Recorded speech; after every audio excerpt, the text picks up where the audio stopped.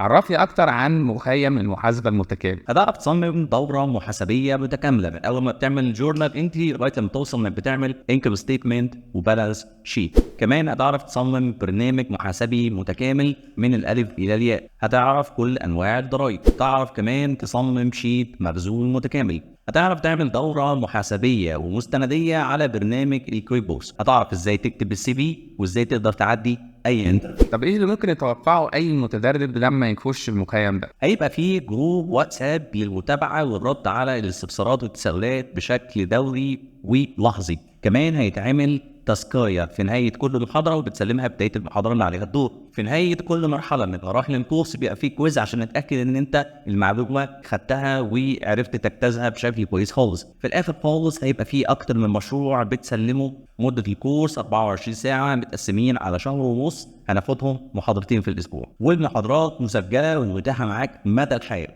اي حد بياخد اي مخيم او اي كورس يبقى عايز يعرف هو هيأهله لايه او ايه اللي ممكن يوصل له بعد ما يتم المخيم ده. المخيم هيأهلك ان انت تبقى محاسب تقدر تشتغل في اي شركة مهما كان مجالها. كمان ممكن تطلع من المخيم تقدر تشتغل مدير حسابات، ده على حسب الشغل بتاعك وتطبيقك للكورس. هتقدر تشتغل فريلانسر لان في فجوة في السوق وانت هتبقى مؤهل انك تسد جزء من الفجوة ده. مش بس المخيم هيأهلك تقدر تشتغل في مصر، انت هتقدر تشتغل في اي دولة تانية لان المخيم هيديك اساسيات المحاسبة السليمة اللي تأهلك تشتغل في اي دولة. انا احمد ابو الغار، محاضر في الاكاديمية البحرية ومحاضر في وزارة الاتصالات، خبرة 16 سنة في مجال الادارة المالية وخبرة 10 سنين في مجال المراقبة المالية وبماجستير ادارة اعمال، وحاليا بعمل الدكتوراه.